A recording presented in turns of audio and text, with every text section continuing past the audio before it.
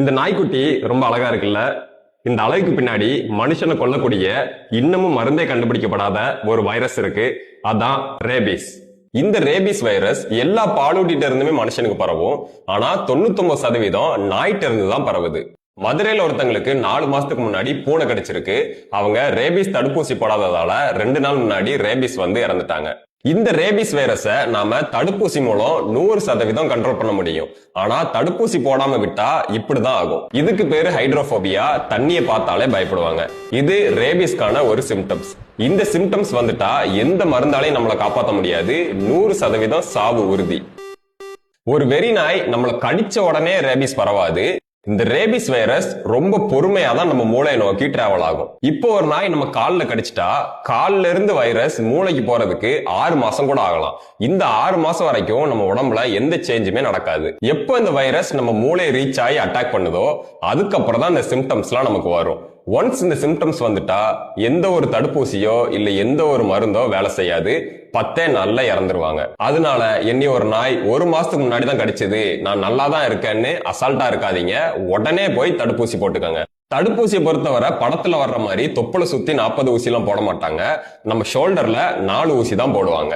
கடிச்ச அன்னைக்கு 1, 3வது நாள் 1, 7வது நாள் 1, 28வது நாள் 1, அவ்வளவுதான்.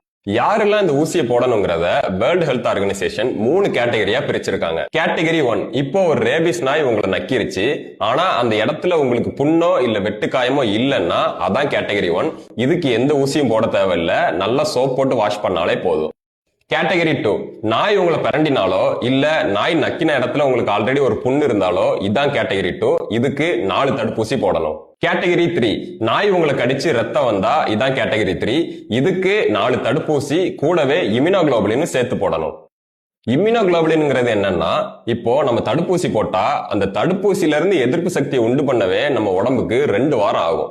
இந்த 2 வார டைம்ல நமக்கு ரேபிஸ் தாக்கிடக்கூடாதுல்ல, அதனால ஒரு சேஃப்டிக்காக எதிர்ப்பு சக்தியவே டைரக்டா கடிச்ச இடத்த சுத்தி போடுவாங்க. இதுக்கு பேரு தான் இம்யூனோகுளோபுலின். ஃபைனலா சேஃப்டி பிரிகாஷன்ஸ் என்னெல்லாம் பண்ணலாம்? ரேபிஸ் பேஷண்ட்ல 10ல் 5 பேர் 15 வயசு கீழே உள்ள குழந்தைங்க தான். காரணம் என்னன்னா, அவங்க நாய் கடிச்சா பயந்து போய் வீட்டுல சொல்லாம மறைச்சிருவாங்க. தயவு செஞ்சு உங்க வீட்டு குழந்தைங்களுக்கு சொல்லுங்க, நாய் கடிச்சா உடனே வந்து அம்மாட்டையோ இல்ல அப்பாட்டையோ சொல்லணும்னு. நீங்க நாய் வளர்த்தீங்கன்னா ப்ராப்பரா உங்க நாய்க்கு ரேபிஸ் வேக்சின் போட்டு வளங்க. தெருநாயோட உங்க நாயை சுத்த விடாம பாத்துக்கோங்க. தெருநாய்களுக்கு தாராளமா சாப்பாடு வைங்க. வச்ச உடனே தூரமா வந்துருங்க. அதை போய் கொஞ்சிறதோ இல்ல அது உங்களை நக்க விடுறதோ இந்த மாதிரி பண்ணாதீங்க. ரேபிஸ் மனுஷனுக்கு வர்றதுக்கு தெருநாய்களும் ஒரு முக்கியமான காரணம். முடிஞ்ச அளவு இந்த வீடியோ எல்லாருக்கும் ஷேர் பண்ணுங்க. நிறைய பேத்துக்கு இது போய் சேரட்டும்.